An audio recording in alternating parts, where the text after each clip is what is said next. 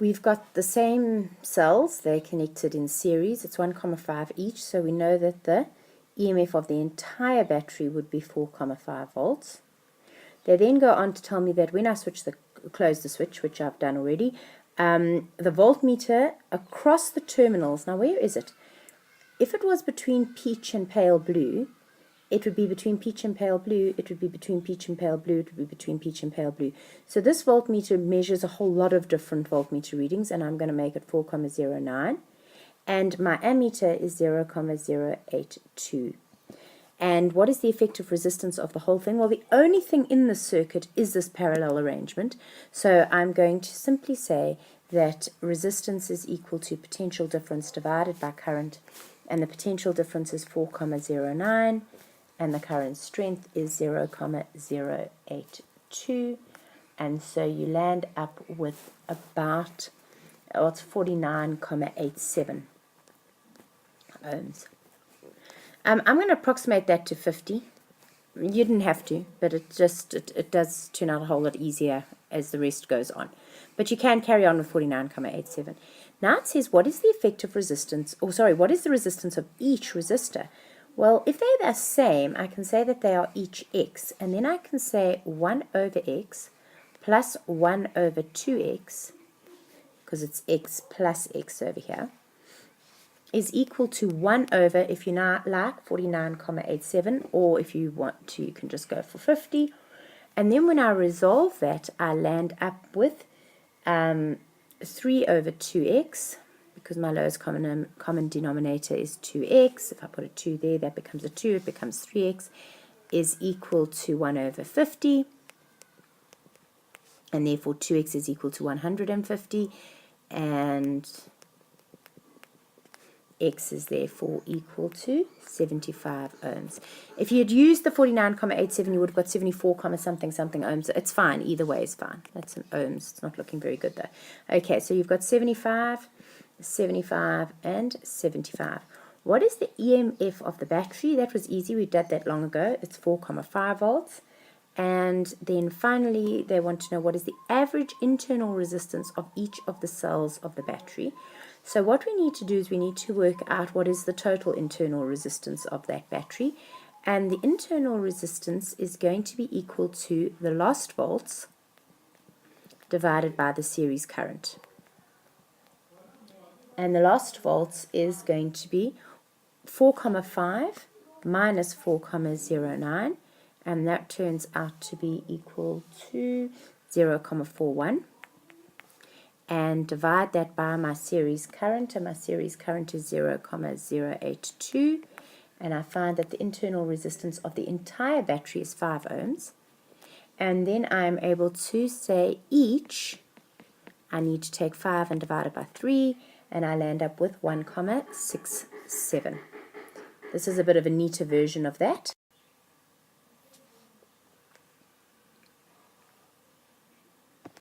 Okay, on to the next example. We've got an electric circuit, and it is represented by the diagram below. There's been a bit of trouble with joining over here, but that really is connected. That's connected, and that's connected. So is that, and so is that. When the switch is closed, the total resistance, the voltmeter reads V1 is 10,8 volts. And you need to calculate the total resistance of the external circuit. So let's just do some colors first. Once I've done those colors, it becomes very clear to me that I've got a parallel network here and a series network over there. So I really do recommend that you use the colors in order to establish exactly what's going on. And if I want the external circuit now, I'm going to go 1 over R parallel is equal to 1 over 4 plus 1 over 6, which is going to have a lowest common denominator of 12.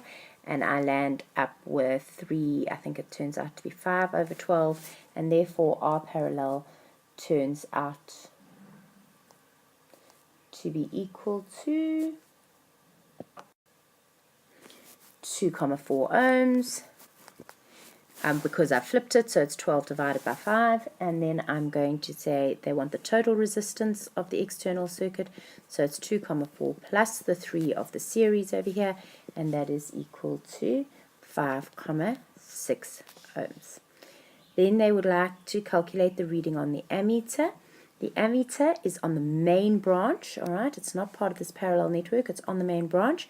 So I can easily enough say current is equal to the external voltage divided by the external resistance, and that is going to be 10,8 divided by 5,6, and it turns out to be, sorry, that's 5,4, and this is 10. Okay, so it turns out to be exactly 2 amps, nice and neatly. Calculate the EMF of the battery if the internal resistance of each of the cells is 0,5. So 0,5 plus 0,5 is going to be equal to 1. All right, and then I can say that then my total resistance of the whole thing is going to be 5,4 plus 1, which is equal to 6,4 ohms. And I can say potential difference, which happens to be EMF. And the EMF is the total potential difference. It's for internal and external. So I can say the current, the series current, which is the main branch, multiplied by the total resistance, and that's equal to 2 times 6,4, and that is going to be equal to 12,8 volts is the EMF of that particular battery. Now they're going to open this switch, so that whole branch suddenly disappears. What is my new reading on my ammeter? What stays the same? The one thing that stays the same is the EMF. Also, the resistances remain the same. So I've now got a new total resistance. Our total, after the switch has been opened, is going to just be a simple series circuit if I go around 4 plus 3 plus the 1. So it's going to be equal to 8 ohms altogether. And now the other thing that stays the same is the EMF. So current is equal to EMF, or total voltage, divided by total resistance, which is equal to 12,8 divided by 8, and I land up with 1,6 amps. The heat dissipated in the 3 ohm resistor. What is heat dissipated? Heat dissipated is work done. Work done, we're in the 3 ohm resistor. We haven't got this voltmeter reading, so I wouldn't use V, I would use I squared RT. The current we do have, it's the new current, by the way, it's the 1,6, it's not the 2 that I wrote on there, because that was when we had that other branch, squared times by the 3 ohms multiplied by the time of 120 seconds, and I land up with 921,6 joules. That's a neater version of it all.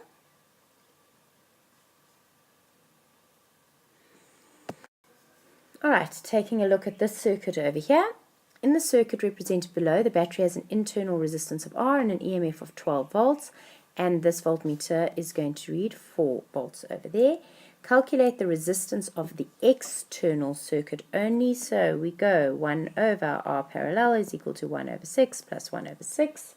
Notice that that's the parallel network only. I don't put the 2 into that calculation, and I land up with that being 2 over 6, and therefore R parallel is equal to 3 ohms. The R external is the 3 ohms of the parallel plus the series 2, and I land up with 5 ohms altogether. Calculate the reading on that ammeter. Well, I don't really have the right information. I've got the external volt, at least resistance, but then I've got the EMF, and I don't have the internal resistance. So let's see where else maybe I've got quite a lot of information, and I have quite a lot of information here.